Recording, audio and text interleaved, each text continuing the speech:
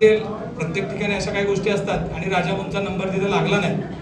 खरं तर ज्योतिताई असतील, आम्ही सगळ्यांनी त्याच वेळेस राजाभाऊंना आग्रह केला होता की राजाभाऊ त्याच दिवशी धनुष्य हातात घ्या, पण काही कारणानं राजाभाऊंनी अपक्ष इलेक्शन लढलं आणि अपक्ष इलेक्शन लढल्यानंतर सुद्धा 6,500 मतं राजाभाऊंना बाळे या भागामध्ये त्यांच्या कोणताही चिन्ह नसताना, भारतीय जनता पार्टीचंही चिन्ह नाही, धनुष्यबाणही नाही, पण एक संघर्षात काम करणारा कार्यकर्ता म्हणून त्यांनी तिथं तेवढी मतं मिळवली.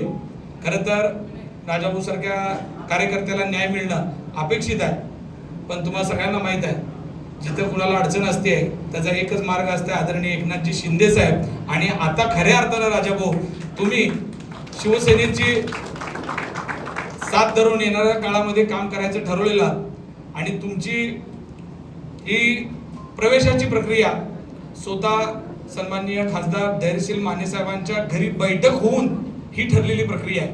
त्याच्यामुळं आपल्या निवडीच्या आपल्या प्रवेशाला तुम्हाला ज्यांचा हातभार लागलेला आहे ते सगळ्यात मेन आमच्या सगळ्यांचे नेते, ज्यांच्यावर आता सोलापूर जिल्हा लोकसभेची जबाबदारी आहे, अशा माने साहेबांच्या नेतृत्वामध्ये आपला प्रवेश होत असताना आम्हाला खास करून आनंद होतोय.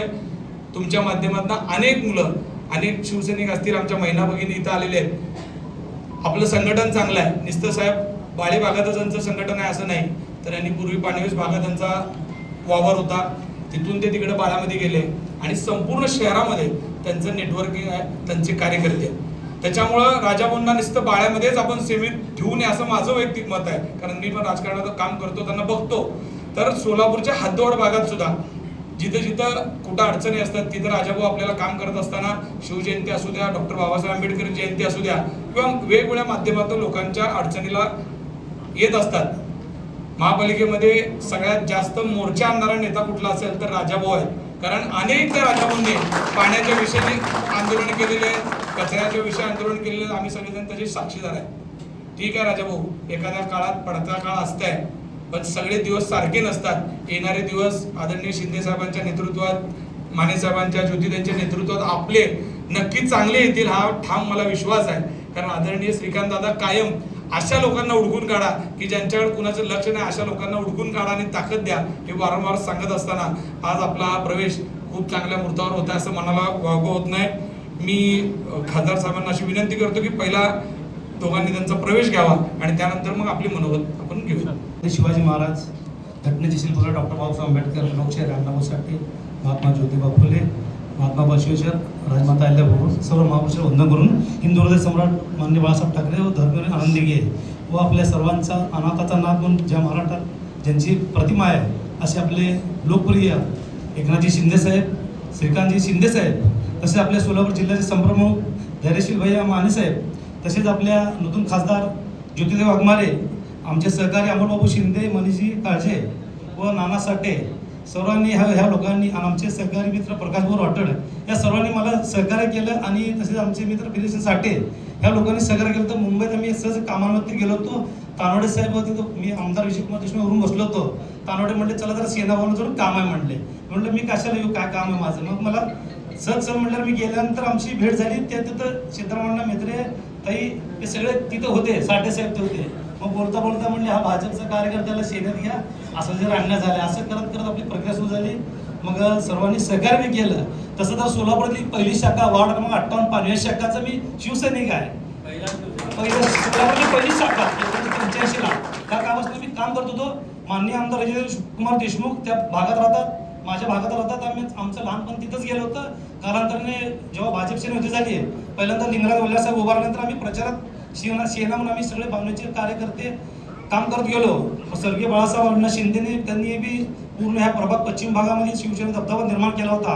असा अनेक कार्यकर्ते आम्ही जोडलो गेलो. नंतर हा भाग पूर्ण 25 वर्षे आमदार विजयकुमार देशमुखला भाजप सुटल्यामुळे आम्ही भाजपचं काम करतच गेलो. नंतर मी माझं घर सोडून बाळ्यात राहायला गेलो तेव्हा आमदार विजय देशमुख म्हणले तुला आता भाजपचं काम करावं लागेल. म्हटलं भाजप सेना ते एकच आहे की मला कसं काय नाही. म्हटलं मला त्यांनी हार घातले, बरेच शेला घातले. मग मी निवडणूक लढवलो. तर पहिल्यांदा जे निवडणूक झाली महापालिकेची, तर भाजपचं तिकीट दिलं एका कार्यकर्त्याला, त्याला फक्त 95 मतं पडले होते. मग नंतर कालांतराने निवडणुकानंतर मग माझ्या पत्नीला तिकीट दिलं साहेब, 1700 मतं पडले. सुरुवात माझी भाजपची सुरुवात झाली.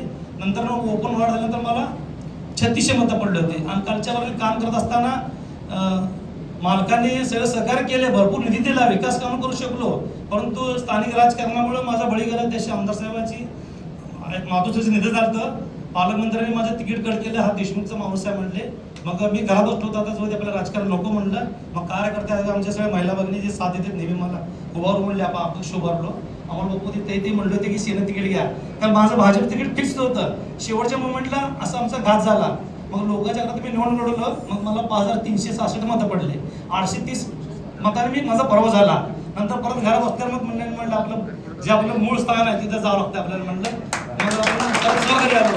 असं काय पक्ष बदलून नाही. आणि ह्या पुढं आता सेनेत मी काम करताना तिकीट मिळवून नाही मिळवून मला कुठली जबाबदारी पार पाडीन. तिकीट नाही मिळून परत पक्ष बदलणं असलं मी काय धंदा करणार नाही. हे माझं शेवट आहे. शेवट आता माझा भगवा राहील माझ्या गळ्यात शेवट मनसतो. तिकीट मिळालं नाही, मी पक्ष बदलायचा असं धंदा करणार नाही. मी कधी पक्ष बदलला नाही. माझ्यावर अन्याय झालेला आहे. मी पक्ष बदलला नाही आणि माझ्या मूळ घरी आलेलं आहे. त्यामुळे आज मला प्रवेश दिला. मी सर्व कार्यकर्त्यांचे आभार मानतो. मग आपण जे सांगाल ते मी काम करायला तयार आहे.